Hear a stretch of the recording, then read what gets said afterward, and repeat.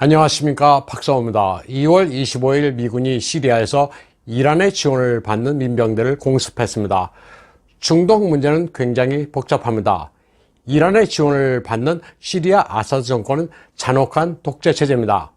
그렇다고 해서 미국이 악의 세력에 대해 응징을 했다고 단편적으로 보면 안 됩니다.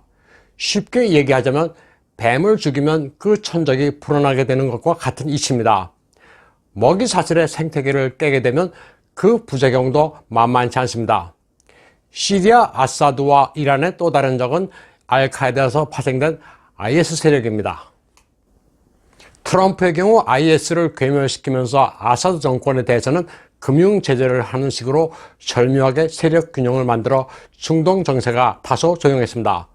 미국의 대외 정책은 뒤죽박죽입니다. 시리아의 민병대를 지원하는 이란에 대한 적대 정책 같지만 사실 그 부분도 100% 맞다고 보기는 힘듭니다. 이란 핵 합의에 미국이 복귀할 의사를 내비쳤기 때문입니다. 이란 핵 합의는 미국, 영국, 프랑스, 독일, 러시아, 중공이 오바마 시절인 2015년 체결한 겁니다.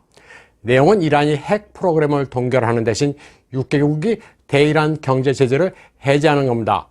2018년 5월 트럼프 행정부는 이란 핵 합의에서 탈퇴하고 제재를 재개하는데 바이든이 이를 원점으로 되돌리려 하고 있습니다. 이란의 핵 개발이 계속될 조짐을 보이자 당장 이스라엘이 반발하고 있습니다. 이란의 핵 프로그램이 다시 살아나면서 IS가 부활하게 될 공산이 커졌습니다. 한마디로 말하자면 미국의 군사 전력이 중동의 늪에 다시 빠질 가능성이 커졌는데 이는 오바마 시절로 회귀하는 겁니다. 시리아 공습에 대해 자위 차원이라면서 바이든을 옹호하는 이도 있지만 역풍도 불고 있습니다. 민주당의 팀 케인 상원 의원은 그럴 권한을 누가 바이든에게 부여했느냐고 의문을 던졌습니다. 비상 상황도 아닌데 상원의 동의도 없이 취한 공세적 군사 행동은 헌법 위반이라고 말했습니다. 치매 환자나 다름없는 바이든이 도대체 누구의 지시로 그런 중차단 공습 명령을 내렸는지에 대해 미국민들은 아주 궁금해하고 있습니다. 카말라 해리스의 지시를 받은 것도 아닌 것으로 드러났습니다. 여러 미국 매체들은 카말라 해리스가 바이든에게 아주 화가 났다고 전했습니다. 시리아 공습을 카말라에 앞서 러시아의 블라디미르 푸틴에게 먼저 통보했기 때문이었습니다. 카말라 해리스는 뉴스를 보고 공습 소식을 알게 됐습니다. 워싱턴 포스트는 러시아 외무장관 세르게이 라브로프의 설명을 보도했습니다. 라브로프는 러시아군이 공습 4, 5분 전에 미국 측으로부터 통보를 받았다고 말했습니다. 이미 작전이 시작된 뒤 이루어진 통보라 그다지 의미는 없는 것이라고도 말했습니다. OAN의 잭 포소비에츠 기자도 백악관 소식통을 인용해 카말라 해리스가 보고 개통에서 누락된 데 대해 펄펄 뛰고 있다고 전했습니다. 그동안은 카말라 해리스가 바이든 마크에서 본격적인 섭정을 시작한 것으로 보도됐었습니다. 특히 카말라 해리스가 프랑스의 마크롱과 통화까지 했었기 때문입니다. 당시 백악관 보도 자료를 보면 카말라가 바이든을 대신해 전면에 나선 것으로 돼 있었습니다.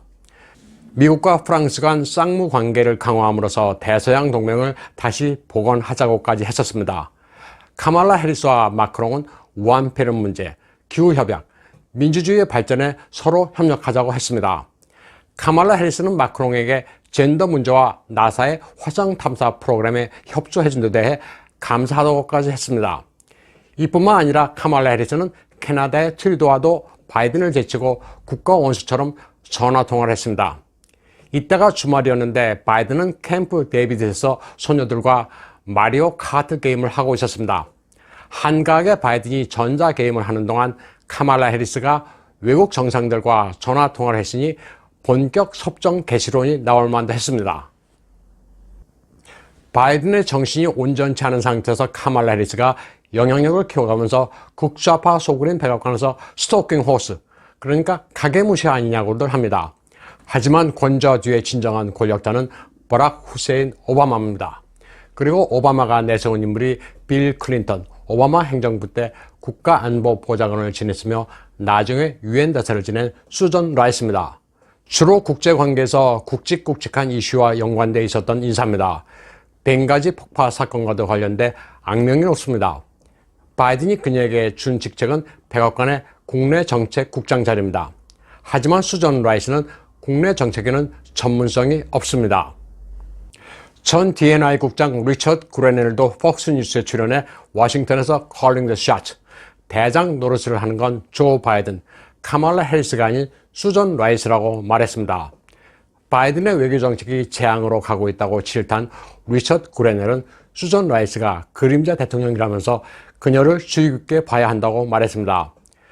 그는 수전 라이스가 국내 정책에는 경험이 없으며 국가 안보와 유엔 포트폴리오를 짜고 있다고 했습니다.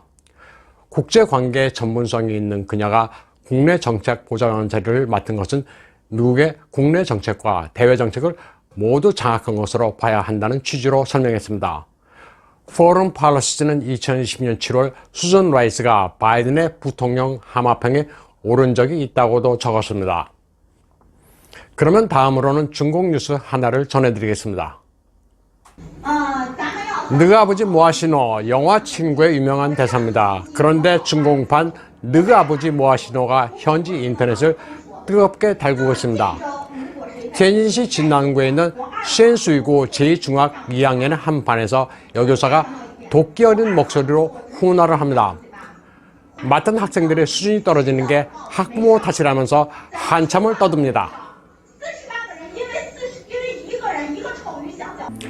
예전에 담임을 맡았던 학생들의 학부모는 고위관리 아니면 부유한 기업인들이었다. 이번 학생들은 모두 빌어먹을 평민 백성들의 자식들이다. 도둑들은 철이 없고 가정교육도 못 받았기 마련이다. 예전에 맡은 학생들의 부모들은 교육에 상당히 신경을 쓰고 문화 수준도 높았다.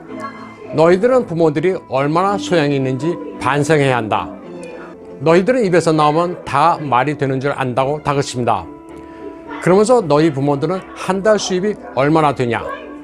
내가 너희들을 무시한다고 탓하지 마라. 예전 학부모의 1년 수입은 너희 부모가 50년 동안 버는 돈보다 많다. 그러니 너희들의 소양이 그 모양이다. 너희들은 부모들이 신경 쓰지 않는다. 그러니 내가 수업하면서도 화가 난다. 약 3분 분량의 폭언 녹취가 인터넷에 오르자 순식간에 50만 뷰로 검색어 순위 7위를 차지했습니다. 부모의 수입을 들어 학생들을 멸시한 교사라는 제목입니다. 여담입니다만 보시는 것처럼 이날 박근혜 대통령에게 추징금을 부과했다는 뉴스가 중공에서는 3위에 올랐습니다. 문제의 교사는 실명도 공개됐습니다. 이름은 샤오차형으로 차형은 무지개란 뜻입니다. 여론이 들끓자 텐진시 진난구 교육당국은 조사에 나섰고 결국 교사 자격을 박탈했습니다. 교사 외에도 관계자들에게 책임을 물어 당내 경고 처분됐습니다. 중공에서는 교사들에 대한 촌지도 아직 성행합니다.